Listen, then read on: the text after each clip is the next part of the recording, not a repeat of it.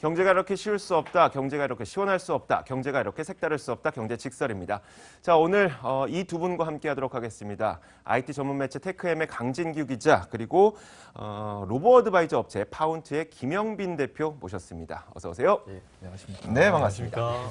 자, 저희가 오늘 준비한 주제부터 공개하고 본격적인 이야기를 나눠보도록 하겠습니다. 만나보시죠.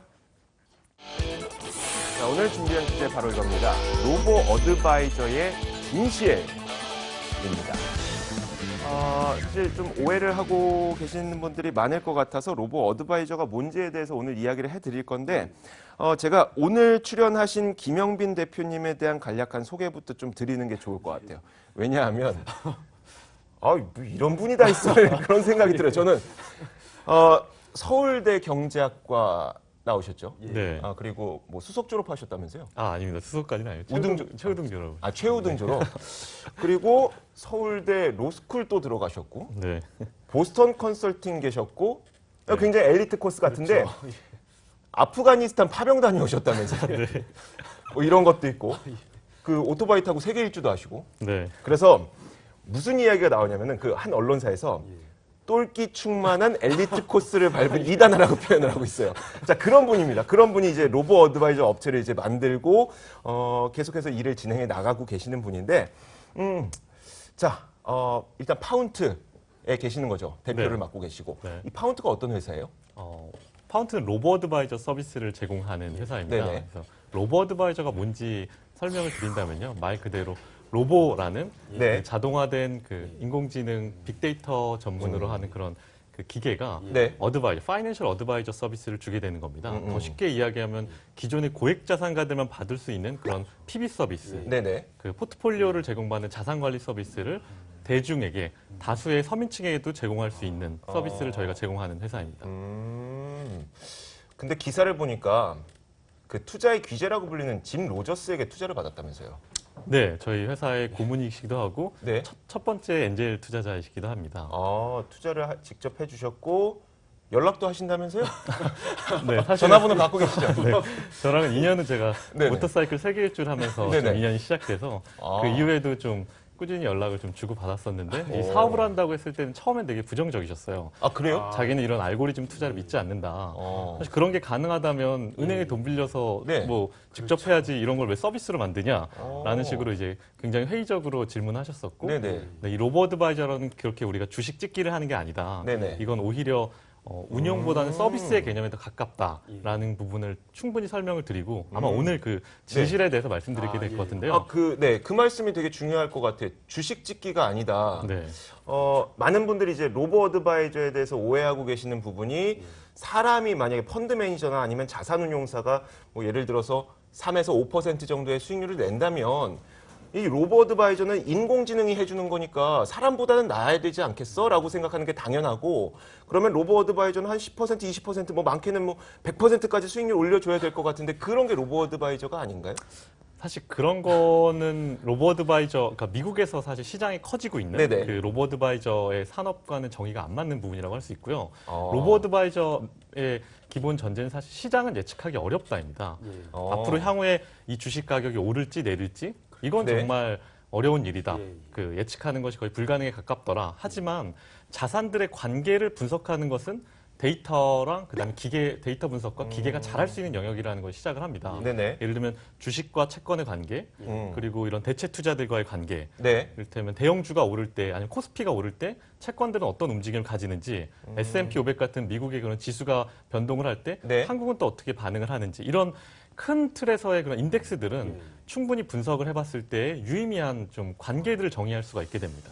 그게 로보어드바이저에서의 기술의 핵심이라고 할 수 있고요. 네. 그래서 어떻게 보면 로보어드바이저 기술이라는 건 그 수익률을 극대화시킨다라기보다는 수익률을 깎아먹는 경우도 있습니다. 어떤 것이 오르는 자산에 내리는 걸 조합함으로써 그러니까요. 안정적인 성장을 만들어내는 것이 핵심입니다. 그러니까 예를 들어서 예. 강진규 기자 그냥 계속 듣기만 할 거예요.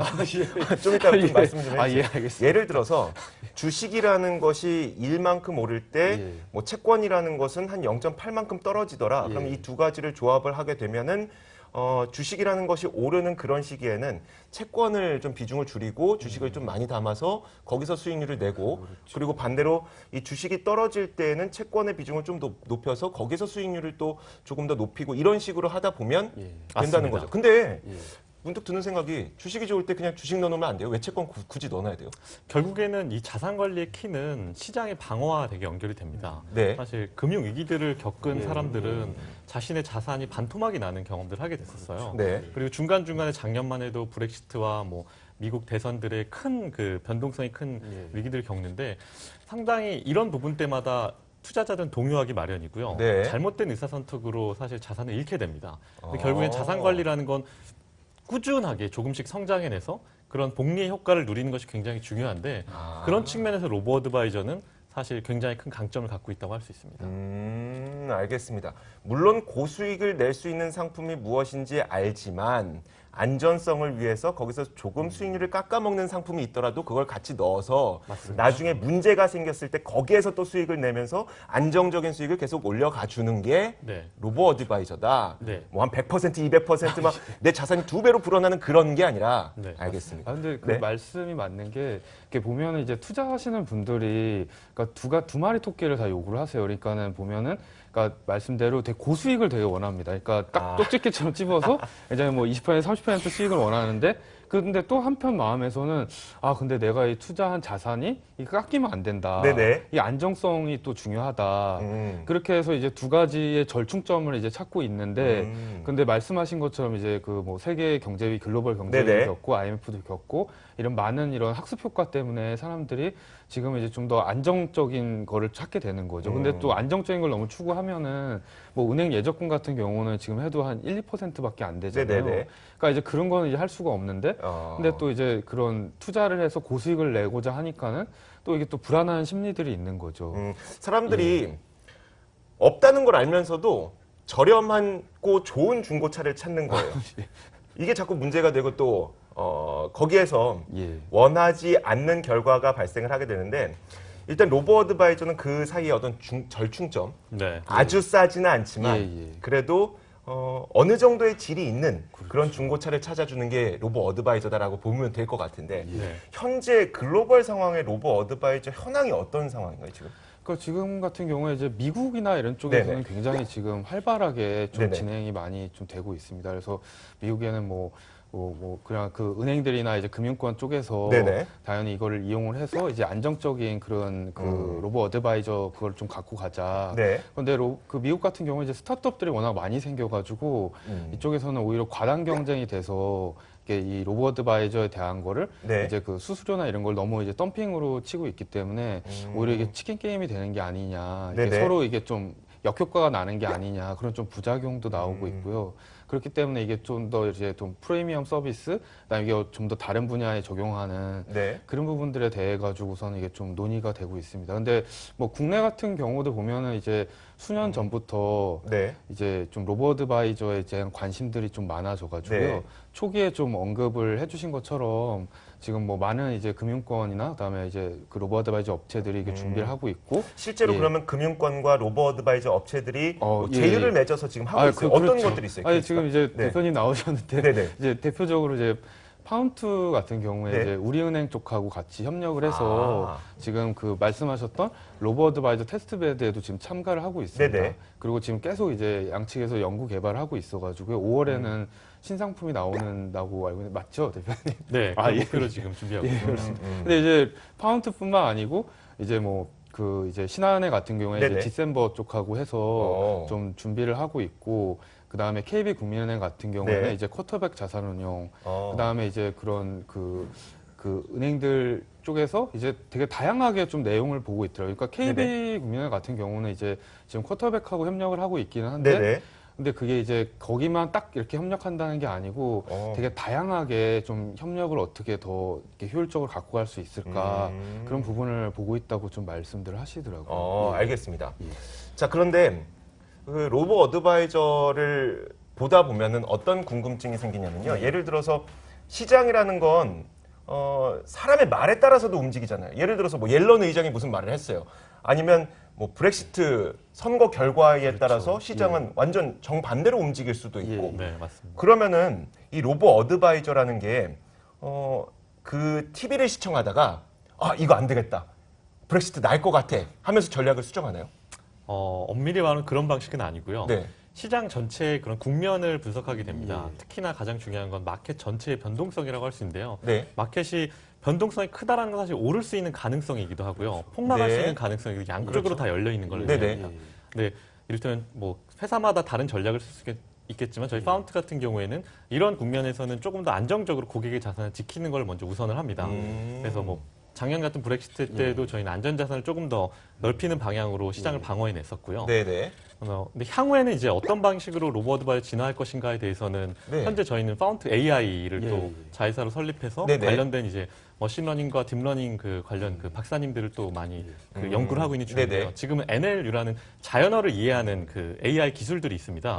현재 단계는 사실 그런 기사나 문맥들을 이해해서 이게 긍정적인지 부정적인지 정도의 낮은 수준밖에 판단을 못 하는데 네네. 향후에는 이런 부분들이 더 고도화된다라고 하면 조금 더 적극적으로 지금은 기회다 혹은 지금 위기다까지 판단을 해서 고객의 자산을 더 극대화시킬 수 있는 방향으로 나아갈 수 있지 않을까 저희는 지금 그렇게 기대하고 있습니다. 아, 지금도 그 자연어를 이해할 수 있을 만한 기술을 개발을 하고 있는데 지금 수준은 옐런 의장이 금리를 올릴 것이다 말 것이다 이 정도만 판단 가능한데 시간이 좀 지나게 되면 점진적으로 올릴 것이다 뭐 안정적으로 이것까지 판단할 수 있다는 거죠? 네, 그 네, 문맥과 그 깊이까지 이제 나아가는 부분이 가능할 겁니다. 이 기술은 정말 빠르게 진화하고 있거든요. 시간은 좀 오래 걸리지 않을까요?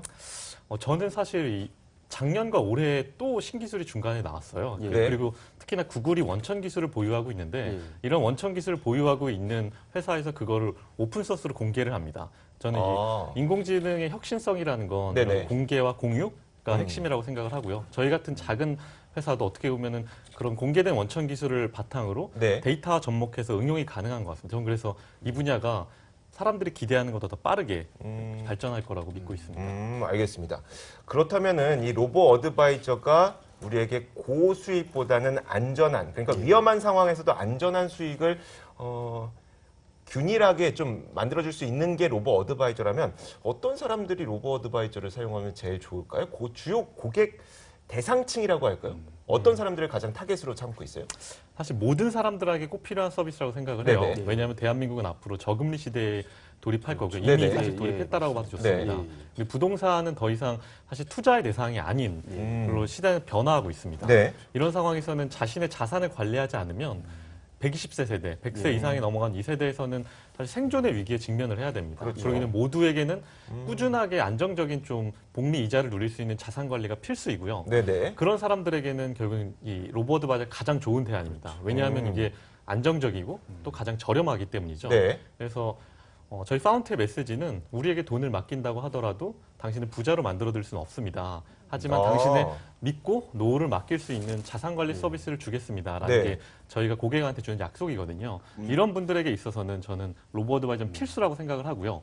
그리고 꼭 파운트가 아니더라도 네. 저는 로보 어드바이저의 산업 자체는 이 사람들에게서 반드시 필요한 서비스라고 보고 있습니다. 부자로 만들어드리지는 못합니다라고 얘기하신다고요? 네. 실제로 이야기를 하세요? 네, 고객분은? 저는 그게 로보 어드바이저 진실이라고 생각을 해요. 하지만 받지 않으면 안 되는 서비스다. 이게 선택의 문제가 아니고 저는 필수라고 생각을 하고 있어요. 그래서 자산의 일부를 투기나 투자가 아니라 네. 자신의 노후를 대비하는 어떻게 보면 예금과 같은 역할은 자산 관리, 상당 부분의 자신의 자산을 믿고 맡기는. 네네. 미국에서는 사실 이 시장이 폭발적으로 성장한 건 연금이라고 할 수 있는 401k가 네네. 로보 어드바이저 유입되면서였거든요.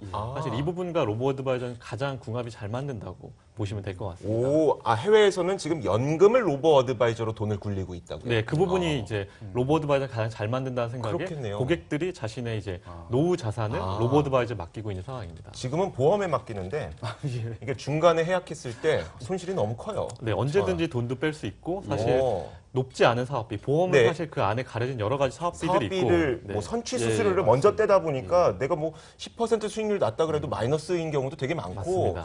근데 로보 어드바이저는 그런 또 단점들을 또 가릴 수가 있는 그런 측면이 있네요. 근데 그 지금 뭐 합종 연행을 해서 금융권과 로보 어드바이저가 뭐 같이 일을 하고 있고 제휴를 맺고 있다고 했잖아요. 그럼 만약에 제가 고객의 입장에서 파운트의 로보 어드바이저를 이용해서 자산 관리를 받고 싶다고 하면은 파운트를 찾아가는 거예요? 현재로서는 은행을 찾아가시는 게 네네. 방법이고요. 아. 자체적으로 저희도 저를 직접 찾아오는 고객들을 위한 그 서비스를 연말에 좀 출시를 하려고 합니다. 네네. 특히나 이런 서비스가 더 활성화되려면 금융위에서 비대면 관련 규제를 네네. 완화시켜 준다라면 이런 부분들이 고객이 조금 더 편리하게 모바일에서 다운로드만 받는 것으로도 그다음에 모바일 안에서의 절차로 사실 자신의 자산 관리 서비스를 받게 될 수 있는데요. 네네. 저는 향후에 미국과 같은 이런 선진화된 금융 서비스들이 네네. 제도 개혁을 통해서 좀 더 보편화될 거라고 좀 바라보고 있습니다. 아직은 금산분리 때문에 안 된다는 거죠. 비대면 관련 규제 때문에 네네. 반드시 이제 영업점이나 그렇죠. 이제 대면으로 사인을 하고 네네. 설명을 들어야 되는 음. 그러니까 과정입니다. 좀 설명을 드리면 네네. 이제 그 핀테크 업계나 이제 로보 어드바이저 업계 쪽에서 이제 좀 많이 기대를 하고 계시는 게 이제 비대면 네. 1임 계약을 이제 허용하는 겁니다. 그러니까 뭐 그 모바일로도 하고 예, 컴퓨터로도 1임을 하고. 네. 하는데 지금은 이제 하기 위해서는 그 창고를 직접 사람이 방문을 해서 이렇게 네네. 해야지 되거든요. 네. 그런데 이제 이제 스타트업들 같은 경우는 그 이제 지점들이 많지가 않고 그렇죠. 그러니까 이제 보면은 은행이나 뭐 네. 증권사, 투자사들이 당연히 유리할 수밖에 없는 거죠. 네. 그런데 이제 그 문제는 이제 그 금융 당국에서는 좀 이거를 좀 신중하게 접근을 하고 있는 게 자칫 이게 좀 그 투자자 보호에 좀 역행하지 않느냐. 네네. 그러니까 이제 뭐 되게 좋은 로보 아드바이저 기업들도 있고 네. 되게 훌륭한 기업들도 많은데 또 이거를 마케팅용으로 함부로 이용을 해가지고 네. 이게 그냥 온라인상으로 하면은 또 이게 무분별하게 좀 할 수도 그렇죠. 있잖아요. 그렇죠. 그렇기 때문에 그 좀 절충점을 찾기 위해서 지금 고민을 하고 있는데 근데 장기적으로는 어떻게든 이게 좀 이 문제가 해결이 돼야지 로보 어드바이저 산업이 좀 발전되지 않겠나. 그래도 많은 분들이 기대를 하고 계시죠. 로보 어드바이저 산업에 대해서. 나도 자산 관리를 그렇습니다. 어느 정도 기대감이 그러니까는 있죠? 그 최근에 그러니까 지난 2월에 네. 하나금융경영연구소에서 네. 이제 보고서를 좀 발표한 게 있었거든요. 네. 근데 이게 좀 의미가 있는 게 그러니까 그 전에 이제 그동안 나왔던 그 로보 어드바이저에 대한 설문에서 일반 국민들은 로보 어드바이저를 잘 모른다는 분들이 좀 많았습니다. 그런데 이 하나금융경영연구소는 네. 아예 그니까 PB 고객, 프라이빗 뱅킹 고객, 그러니까 네. 진짜 자산 관리에 관심 있는 분들 1000분을 대상으로 해가 조사를 했거든요. 근데 이분들은 한 그 절반 이상, 52% 이상 이제 로보 어드바이저에 관심이 있고 네. 실제로 좀 로보 어드바이저가 나오면 사용을 하겠느냐 하는 게 한 3분의 1분 정도, 한 30%가량은 오. 나는 이게 로보 어드바이저를 사용을 하겠다. 네. 그런데 굉장히 또 디테일하게 들어가면은 그럼 대체 이게 로보 어드바이저를 왜 사용을 하려고 하느냐. 그러니까요. 그거를 이제 질문을 했더니 네. 이분들이 이제 안정성에 대한 요구가 굉장히 컸던 거예요. 그러니까 이게 내 돈을 맡겼는데 당연히 전문가분이 하시지만 사람이 하는 일이니까 네네. 이게 좀 그 객관적으로 이걸 한번 좀 내 자산이 어떻게 하고 있는지를 좀 검증을 받고 싶다. 네네. 그 다음에 또 이제 로보 어드바이저를 이용을 해서 이게 좀 다양한 이렇게 시뮬레이션을 좀 해볼 수 있지 않겠느냐. 네네. 이제 그런 기대들을 좀 많이 하고 그 실제로 좀 그 자산 관리에 관심 있으신 분들은 많이 이제 좀 참여를 하려고 지금 생각을 하고 계십니다. 알겠습니다. 지금까지 들어본 바에 따르면은 로보 어드바이저는 위험한 상황에서도 나의 자산을 지켜줄 수 있는 굉장히 좋은 그런 수단이 될 것 같은데 로보 어드바이저가 갖고 있는 그런 단점이라든지 뭐 한계점 이런 것들은 없어요? 로보 어드바이저의 사실 한계점이라고 한다면 지나친 아까 기대를 바라보지 않는 게 중요할 것 같아요. 사실 실망감? 네 맞습니다. 네. 로보 어드바이저를 통해서 이제 이를테면 지금의 기존의 금융 인력을 대체한다라고 이제 생각하시는 분들도 있지만 저는 사실 꼭 그렇게 보지 않아요. 사실 파이낸셜 어드바이저 좋은 사실 네. 금융인들이 제공하는 그런 금융 서비스만큼 로보 어드바이저가 그 이상을 하기 위해서는 아직까지 기술적으로 더 발전해야 될 부분이 많고요. 오히려 네. 이 부분은 기존의 서비스를 받지 못했던 예를 들면 PB 서비스라는 건 그리고 정말 제대로 네. 된 고객 관리라는 건 소액자산가들은 받지 못했던 네네. 거잖아요. 이런 부분에서 로보 어드바이저는 정말 큰 가능성을 갖고 있다고 생각하고요. 하지만 여전히 뭐 본인의 상황이나 여러 가지 부분을 다 고려한 금융 서비스가 사람이 직접 하는 영역들은 저는 그 의미 있고 존재한다고 생각합니다. 그래서 네. 그런 부분까지는 현재 로보 어드바이저가 좀 아직은 조금 부족하지 않나라는 생각을 하고요. 모든 거를 만능 척척박사 AI가 다 해결해 줄 거다라는 기대감보단 안정적으로 나의 자산을 나에게 맞춤형으로 꾸준히 그리고 그 향후에도 내 노후를 맡길 수 있는 서비스를 받겠다라는 분들한테는 저는 그 정도의 기대감을 접근하면 좋지 않을까. 그러니까 우리가 잘못 생각하고 있는 것 그리고 많은 우리 시청자분들도 오해하고 있는 거 인공지능이니까 좋은 종목 찍어주겠지. 고수익 올릴 수 있는 60%짜리 뭐 수익률 올려줄 수 있는 그런 종목 찍어주겠지. 이런 것들은 우리나라뿐만이 아니라 아예 없다는 거죠. 네, 미국의 가장 그 기술력이 뛰어난 로보 어드바이저에서 그런 거 할 수 없습니다. 네. 그걸 기대하시면 안 됩니다. 절대로. 네.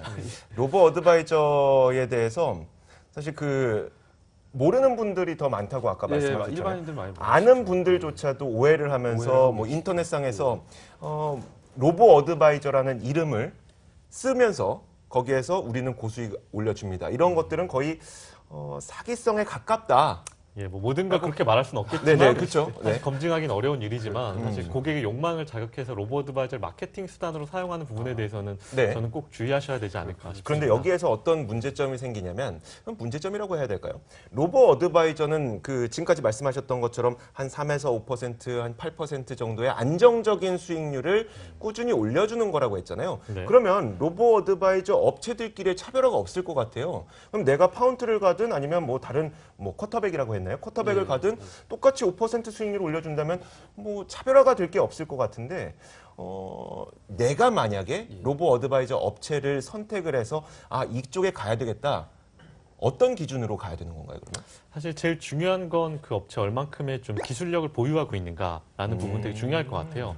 수익률로는 어떻게 보면 결과로 나온 수익률에서는 1, 2%의 차이가 되게 대수롭지 않아 보이겠지만 사실상은 누적된 수익률로 3.5%의 차이가 20년이 누적되면 2배, 4배, 8배, 그렇죠. 16배가 되는 네네. 어마어마한 차이거든요. 네. 특히나 이런 시장을 따라가는 베타형 투자에 대해서는 1%, 1%가 굉장히 큰 의미고요. 그렇죠. 그리고 두 번째로는 단지 수익률만 볼 게 아니라 안정성이라는 측면, 변동성이나 특히 맥시멈 드로우다운이라는 순간적으로 이제 폭락하는 부분을 얼마나 방어하는지도 기술적인 부분에서 같이 좀 판단해 봐야 되는 영역들입니다. 네. 그리고 저는 단지 수익률뿐만이 아니라 그 포트폴리오의 투명성 네. 그리고 리밸런싱이 일어난다 왜 일어난지에 대한 고객과의 커뮤니케이션 이런 부분들도 로보 어드바이저를 선택할 때 기준이 될 수 있다고 생각하고요. 네. 그런 측면에서 뭐 저희 파운트가 AI 챗봇 같은 경우도 이제 계속 그 기술이 개발되고 연말에는 서비스와 함께 제공할 예정인데 이런 고객과의 늘 열려 있는 커뮤니케이션이 네네. 가능한 로보 어드바이저가 저는 더 좋은 서비스라고 생각을 하고 있습니다. 조금 짓궂은 질문 간단하게 한 가지만 더 드릴게요. 말은 좋아요. 기술 수준이 어떤지, 그리고 리밸런싱을 어떻게 잘하는지, 그리고 뭐 안전성이 얼마나 높은지. 지금 로보 어드바이저도 모르는데 그 기술 수준을 우리가 어떻게 합니까? 그걸 판단할 수 있는 기준을 좀 말씀해 주셔야 될 것 같아요. 어떤 식으로 해야 될지. 저는 사실 그런 부분에 대해서는 이제 고객들은 좀 기존의 금융권들에게 좀 그 검증을 넘기는 것이 어떨까 하는 게 당장으로서는 현명하다고 생각해요. 예를 들면 네. 기존 금융권도 벌써 20개가 없는 다양한 업체가 있지만 모든 업체들과 협업을 하진 네네. 않습니다. 그러면 제도권 업체에서 좀 인정을 받은 또 테스트베드를 성공적으로 통과한 정부에서 또 인증을 받은 회사들 위주로 좀 로보 어드바이저 회사들을 선택해 본다면 저는 기본적인 좀 안정성은 담보가 될 것 같습니다. 자, 이제 빠르면 5월부터 로보 어드바이저 서비스를 우리가 본격적으로 진짜 이용을 할 수가 있게 되죠. 그때는 지금까지 말씀을 해주셨던 것처럼 제도권과 국가에서 인증을 받은 업체들을 중심으로 여러분들의 소중한 돈을 맡겨보시면 좋을 것 같습니다. 자, 오늘 파운트 김영빈 대표 그리고 테크엠 강진규 기자와 함께 이야기 나눠봤습니다. 로보 어드바이저의 진실에 대해서 파헤쳐봤습니다. 고맙습니다. 감사합니다.